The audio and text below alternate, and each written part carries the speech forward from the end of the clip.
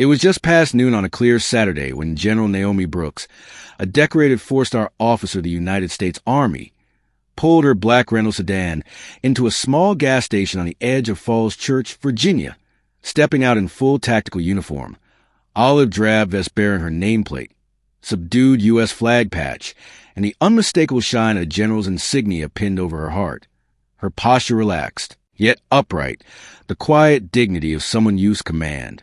She was reviewing directions to a veteran memorial ceremony when two local patrol officers rolled up behind her without warning, lights flashing but sirens off, tires crunching slowly over pavement like jaws tightening on prey.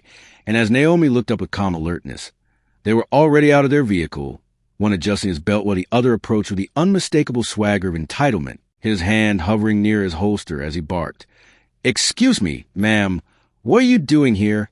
No greeting, no explanation, just suspicion wrapped in a badge. Naomi, unfazed, glanced at the composure she had used in war zones, answering evenly, "I'm General Naomi Brooks, en route to a military ceremony. I'm just confirming my location," and held up her phone as proof, but the taller officer cut her off sharply. "ID now," his partner already smirking behind mirrored shades. Arms crossed like a man waiting for a show, Naomi's fingers hovered over her vest pocket, slow and deliberate, her voice still firm but polite. "My identification is in my vest, if you allow me to reach." But again, she was cut off. "Turn around, hands behind your back." The officer snapped, stepping closer as if her calmness was an insult, as if her presence in uniform challenged something fragile inside him, and Naomi realized with a cold stab of clarity that they didn't see a soldier or a leader or even a woman. They saw a problem. A target, a black body in the wrong place, dressed too. Well, to be believable and too composed be dismissed, and as she opened her mouth once more say, "You are making a serious mistake." The second officer moved to grab her phone while the first reached for his cuffs. Instinct took over, and Naomi tapped the emergency Pentagon line on her encrypted screen just before the phone hit the ground, buzzing faintly on the pavement as her wrists were twisted behind her back and cold steel clicked into place, her shoulder blades screaming in protest. From old field injuries, her dignity bending but never breaking as she said clearly, "You are detaining a United States Army general," to which the officer scoffed. "Yeah, and I'm the Queen of England," jerking her forward as bystanders began to gather, an elderly white woman frowning from a bench, a teenage boy recording on his phone, a young Latina mother clutching her child, and whispering to her partner, "Is this real?" But the officers were oblivious, high on authority and blind to reality, stuffing her into back of the cruiser like stolen property, ignoring the military credentials hanging from her neck, the badges sewn into her chest, the scar across her forearm she earned pulling a soldier from a burning Humvee. Inside the car, Naomi sat rigid, wrists red and shoulders sore, watching their laughter through the glass, one saying, "She really went all in with the costume," while the other joked, probably one of those stolen valor nutcases. And somewhere deep inside her, fury boiled under layers of training, held in place only by discipline and a sense of timing, because she knew the Pentagon would be listening, knew the line she opened was still active, knew someone in the war room was hearing it all. And miles away, in the Defense Command Center, Colonel Marcus Fields jolted upright as a red alert flashed across the screen. Emergency line disconnected. Jen. N. Brooks. And in a matter of seconds, he was barking into a secured communications line. "We've lost General Brooks mid-call. Location ping last register Falls Church. Code gray, repeat code gray." And protocols sprang into action like war machine gears. MPs scrambled. Secure SUVs mobilized, and a direct line was open to the Secretary of Defense, who responded with clipped urgency. Intercept. Immediate. A black SUV flanked by two armored Humvees, no sirens, just velocity and purpose, pulled up silently beside them as military police leapt out, weapons holstered, but authority blazing from every stripe and boot. The taller officer opened his mouth to question, but Black MP Lieutenant was already at his door, voice calm and devastating. "Step out of the vehicle. Civilian interference confirmed." While in Falls Church, Naomi sat stone-faced. "You are holding a 4-star U.S. Army general in illegal detention," and the officer giggled, not sure if it was a joke. Then Naomi's icy and piercing voice came from the back seat and broke the silence. You didn't listen when I told you who I was." Naomi nodded once, stepped out with her spine straight and her jaw clenched, her presence alone silencing the gasps now rising from the growing crowd. The officers stood frozen, stripped of their arrogance and their certainty, faces pale as realization settling like concrete. The woman they mocked, restrained, and ridiculed wasn't just somebody important. She was the one person they never had the right to touch, and now the military, the government, and soon the media would descend like thunder for answers. Colonel Marcus Fields paced in front of a high-definition situational board with blinking red alerts, and the words "Priority Interrupted, Jan." A GPS marker pulsed faintly over a suburban street in Falls Church, Virginia, the last known location of the four-star general whose secure satellite call had been cut mid-sentence just 23 minutes earlier. Though protocol mandated waiting 10 more minutes before escalation, Marcus didn't need the full 30. He had served under Naomi Brooks for 5 years, had watched her lead men into battle in Kandahar and defuse a near mutiny in Niger, and he knew the room fell silent as a shaky cell phone video filled the main screen, showing 2 white police officers handcuffing a black woman in military fatigues beside a parked sedan. Her face was steady, her voice was calm but urgent, and as the camera zoomed in, Marcus could make out the glint of the 4-star insignia on her vest. There was no mistaking her. It was Naomi, being detained like a criminal, being silenced mid-call, being the space erupted into motion. Get Team Orion and Task Unit Sabre together. Marcus barked, his voice cutting through the din. Get Major done and right away. Armored transport must be rammed to intercept. Diplomatic override of local jurisdiction must be used. And from command floor to satellite link operators, everyone knew this was no longer an internal emergency. It was a national situation, a wildfire misconduct about to roar into the public eye, because this wasn't just about Naomi Brooks. This was about what she represented. A symbol of justice, discipline, and service, being dragged to the dirt by 2 men too blind to see past their prejudice, and the call they stopped, the call they dismissed with smug arrogance, had reached more than they ever imagined. Within 9 minutes, 2 blacked-out SUVs and a reinforced Humvee were screeching through Virginia's suburban arteries, led by Lieutenant Imani Carter, a sharp-eyed military police officer who'd grown up hearing stories of Naomi Brooks from her father, who served under Naomi in Afghanistan, and who now clenched the wheel of her vehicle like a lifeline, her heart thudding with purpose, because when the call came through and she heard the words General Brooks, compromised, she didn't ask for clarification.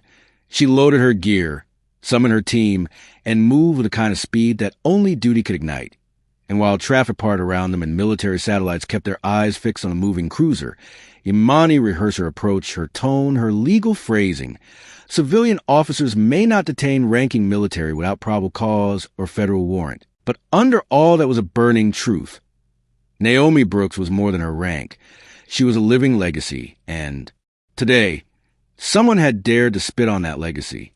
Meanwhile, back in the cruiser, Naomi sat silent, her hands resting in her lap, her eyes tracking every passing street sign, every shift in the rearview mirror, and though her body still ached from the rough handling, her mind was steel, calculated and measured, remembering badge numbers, timing, direction, names spoken, and the exact moment when her call had been cut off, all of it filed away like coordinates on a mission map, because Naomi had led black ops in unstable regions where a single mistake cost lives, and this moment, this injustice, was now her battlefield, and she would treat it as such. Her silence made the officers twitch, one finally muttering, "So, you really think people are going to believe you're some big-shot general?" As they turned onto Maple Drive, the cruiser slowed behind a garbage truck. A military Humvee roared up beside them, tires screeching and grille glinting in the sun, followed by 2 SUVs with Department of Defense plates, and in a blink, the street was flooded with uniformed MPs, guns holstered but hands firm, stepping toward the cruiser with precision and purpose, their leader, Imani, raising her voice through the window. "A 4-star U.S. is unauthorized to hold you. Army General. This is a direct Pentagon intercept." Confusion melted into disbelief as the cops inside realized the scale of their mistake, but it was too late. The doors flew open. Naomi was uncuffed, and the look she gave him as she stepped away from the cruiser was not rage. It was disappointment, the kind that broke harder than anger ever could, the kind that said you don't just fail a person, You fail a nation when you wear that badge and forget your oath. And as Naomi stood straight once more, surrounded now by soldiers who knew exactly who, Imani saluted and said, "Ma'am, command has been monitoring. We are at your disposal." And Naomi, brushing dirt from her vest, nodded once, then turned to the stunned officers whose faces had drained of every drop of color, their mouths opening slightly but too late for apology. Naomi didn't gloat, didn't spit venom. She simply spoke with a way of command. What you interrupted wasn't just a phone call. It was a direct Pentagon briefing tied to classified logistics. Naomi stepped into the lead SUV flanked by her MP escort, the vehicle peeling off toward Washington as sirens wailed faintly in the distance, and the last thing the officers saw was a reflection of their own panic in her rear window. They realized, far too late, that the call they stopped hadn't been just a mistake. It had been the star of their undoing. You have obstructed national defense communications, detained a federal officer under false pretense, and violated. Sirens hadn't even begun to fade before the full weight of the United States military bore down on the sleepy town of Falls Church, Virginia, turning quiet residential streets into a corridor of accountability as a convoy of armored Humvees and unmarked black SUVs rolled in with the kind of authority that didn't need flashing lights to be taken seriously. And as neighbors peeked from behind blinds and raised phones to record the spectacle, what they saw was something they would never forget. Dozens of uniformed military police officers, each moving with tight, purposeful precision, surrounded the Falls Church Police Department headquarters not with aggression, but with an aura of absolute control, not raising voices or weapons, but raising expectations of what justice was supposed to look like. Inside one of those vehicles sat General Naomi Brooks, her face composed, her posture straight, her bruised wrists resting in her lap, like a silent reminder of what had happened just hours earlier. And though every breath she took was lined with aching humiliation, it was layered beneath a powerful, focused rage that had nothing to do with vengeance and everything to do with systemic truth. Because Naomi wasn't just here to prove who she was. She was here to prove what had been done to her was part of something larger, older, uglier, and far too long ignored. The convoy stopped in front of the precinct just as the media began to arrive, local cameras jostling for a glimpse of the woman whose face had already flooded social media, whose name had climbed to trending within hours of the original video leak, whose service record had become the subject of shocked internet deep dives revealing a woman who'd led international operations, negotiated with foreign governments, and been decorated more times than most soldiers ever dreamed. And as the door of her SUV opened, Naomi stepped out not with drama, but with the same quiet intensity that had carried her through battlefield, evacuations, and top-secret Pentagon briefings. The clicking of boots behind her a chorus of respect as MP Lieutenant Imani Carter, eyes fierce with loyalty, flanked her on the right and whispered just loud enough to be heard, "Ma'am, we've secured the building. The governor's office has been informed, and Task Force Rook is on standby for federal review." And Naomi gave the slightest nod before walking straight up the precinct steps, flanked by military personnel, ignoring the wide-eyed stares of junior officers inside who just learned what the term chain of command truly meant until she reached the lobby, where the two officers who had cuffed her now stood waiting, still in uniform, stripped of their weapons, faces pale with panic as the reality of what they had done, and who they had done it to, finally sank past their smug assumptions and into the hollow pit of regret, and Naomi stopped 3 feet in front of them, locking eyes first with Deputy Carl Jenkins, then Sergeant Aaron Mullins, before saying nothing for a full 5 seconds, making sure the silence burned, then speaking in a voice so composed it silenced the clicking of cameras behind her. "You cuffed me because of how I looked, not as a result of my threat, not because I did something wrong. However, because you mistook a black woman in uniform for a thief. That was your initial error. Your second was thinking your mistake would go unanswered." And she turned from them before either could stammer out a word, walking past stunned reporters and civilian officials who had suddenly found themselves in the presence of something far larger than a traffic stop gone wrong. It was a reckoning wrapped in rank, a storm wrapped in discipline. And Naomi entered the press room with a calm fierceness as dozens of cameras turned to her, flashes blinking like sparks off steel, and she took the podium not as a victim, but as a commander addressing her troops, delivering words that would echo across the country before dinner time. "This is not just about what happened to me. It is about what happens on a daily basis to people who don't have 4 stars protecting them. Today, I was handcuffed. However, someone else might be shot tomorrow. And if we don't address why that happens, if we don't ask what kind of system permits that judgment before inquiry, then the problem isn't just on the street. It's in every institution we fail to reform. And as those words were broadcast live on every major network, a wave of outrage and admiration erupted across America, protests forming in real time, op-eds flooding online, veterans posting pictures of themselves in uniform with the hashtag #SheIsMyGeneral. And within hours, the president released a statement praising General Brooks' service and calling for a formal investigation, while Pentagon officials met behind closed doors to prepare the largest coordinated civilian military accountability report in over a decade. And still Naomi didn't rest, didn't retreat, didn't let the cameras define her moment, because she knew this wasn't the end of anything. It was the beginning of a new kind of war, one not fought with bullets or drones, but with truth and visibility. And as the sun began to set over the Pentagon later that evening, Naomi stood alone on a rooftop overlooking the Capitol dome, her silhouette tall, her ribbons catching the golden light.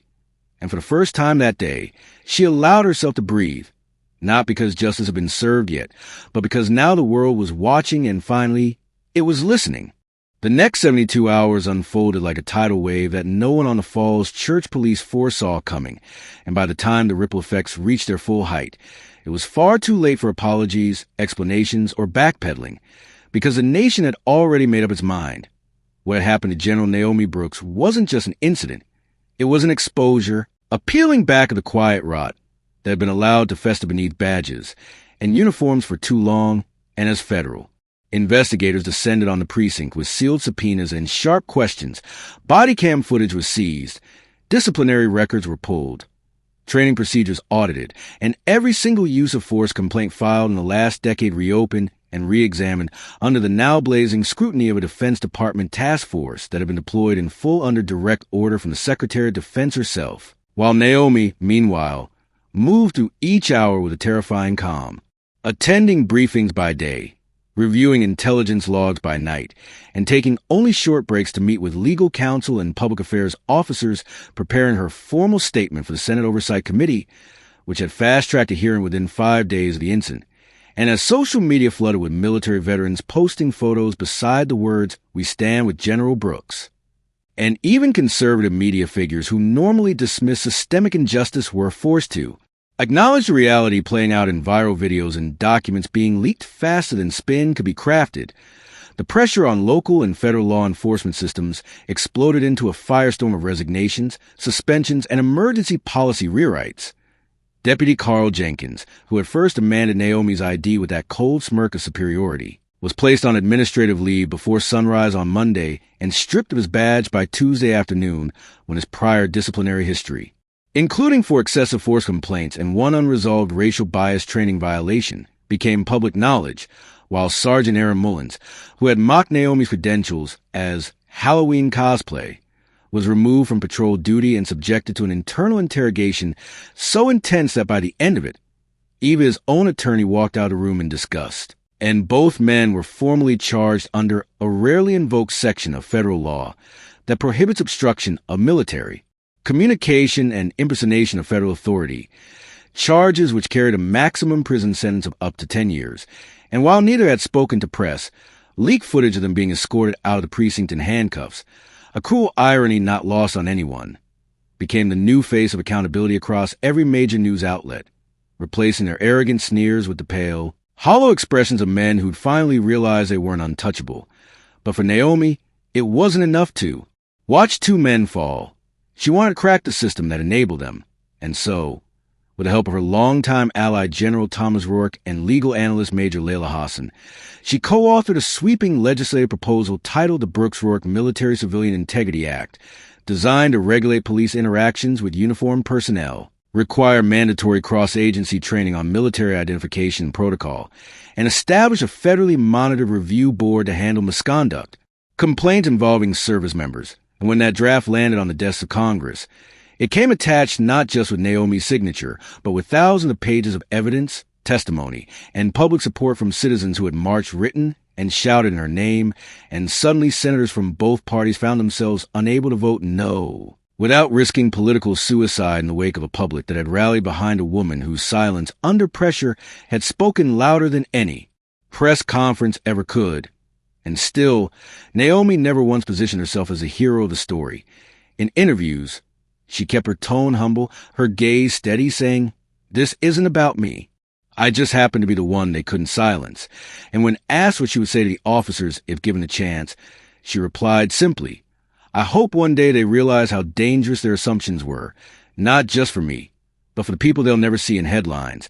And those words echoed deeply across a nation that had grown numb to viral outrage, but suddenly found itself shaken awake. Because Naomi didn't carry her pain like a wound.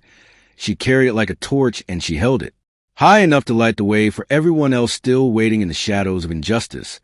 Meanwhile, the Senate hearing opened to standing room-only galleries and live national broadcast as Naomi entered the chamber in her formal service uniform, medals gleaming, heels silent on marble, and when she took her seat behind a microphone, the room held its breath as she began her statement. Not with anger, not with demands, but with a story, a memory of her first deployment, when she was 19. And scared and anonymous, yet still believed the uniform would protect her, and how strange it felt now, decades later, to realize that in some places it still couldn't. Not from ignorance, not from bias, not from two men with guns who thought their judgment mattered more than her truth. And as she spoke, lawmakers wiped their eyes, cameras zoomed in, and America listened to a general dismantle not just what had happened, but why it had happened, and what it would take to make sure it never happened again. The sun rose slowly over Washington, D.C., casting golden light across the polished granite of the National Mall, where a quiet crowd had begun to gather in front of the Lincoln Memorial not for protest or outrage, but for remembrance, for someone that had already begun to shift the course of national conscience. And at the heart of it stood General Naomi Brooks, alone in her thoughts as she stared across the reflecting pool, her crisp dress uniform catching the morning light, her medals clinking softly in the breeze like muted echoes of a life lived in service to a country that had honored her achievements on paper, but forgotten her humanity on the pavement. And though weeks had passed since the day two officers tried to erase her identity with a pair of cuffs, the memory hadn't dulled. It had simply transformed, carved itself into something unshakable, a pillar resolve that had carried her through Senate hearings, policy rewrites, media interrogations, and quiet moments of personal reckoning. Because despite the fanfare, the interviews, the late-night calls from senators and generals and foreign leaders who called her an icon of dignity, Naomi hadn't allowed herself to be swept up in the tide of hero worship. She had remained grounded, walking to the Pentagon halls each day with the same calm step, meeting young recruits who stared at her with wide eyes, reviewing field reports while her inbox filled with thousands of letters, some from strangers, some from mothers, some from fellow soldiers who said her strength gave them courage to wear the uniform again, and some from veterans who confessed that what happened to her had finally made their families believe the racism they'd endured wasn't imagined but institutional. And as Naomi read them at night, alone in her modest Arlington apartment, she didn't cry. She didn't rage. She just read each one, heart slow and heavy, because she knew she hadn't only been fighting for justice in the courtroom or policy in Congress. She had been fighting for truth in the hearts of people who had given everything to a country that sometimes gave them nothing back. And that truth was bigger than her rank, her ribbons, her scars. It was in the quiet ways change rippled outward, in the way local police departments across 10 states now held emergency retraining seminars, in the way high schools had started using her Senate testimony as a case study in justice, in the way foreign dignitaries now referenced her name in speeches about democracy. And yet, despite all that, Naomi still rose each day at 0500, brewed her own coffee, reviewed her briefings, trained with her unit, and never once used what happened to inflate her ego or derail her discipline. Because she hadn't survived Fallujah and Helmand Province to become a symbol. She had survived because she was built to endure, and more importantly, she had learned that true command wasn't about being saluted. It was about standing up even when people tried to strip your rank away with nothing but ignorance and fear. And now, standing before the memorial, she was joined slowly by soldiers, black, white, Latino, Asian, men and women, active duty and retired, each one arriving without a summons, dressed in uniform or civilian clothes, holding small American flags or just holding their heads a little higher than usual, and soon there were hundreds, then thousands, until the steps of the memorial looked like a living testament to unity. Under pressure, and when Naomi finally turned to face them, there were no speeches, no microphones, just a long, silent salute from one soldier to all the others, a shared moment of defiance, dignity, and healing. And days later, when the president signed the Brooks-Rourke Act into law with Naomi standing quietly nearby, the room erupted in bipartisan applause, not because of politics, but because for once, everyone knew the right thing had been done. And as Naomi shook the president's hand and then left quietly out a side door, she wasn't thinking about legacy or history books or headlines.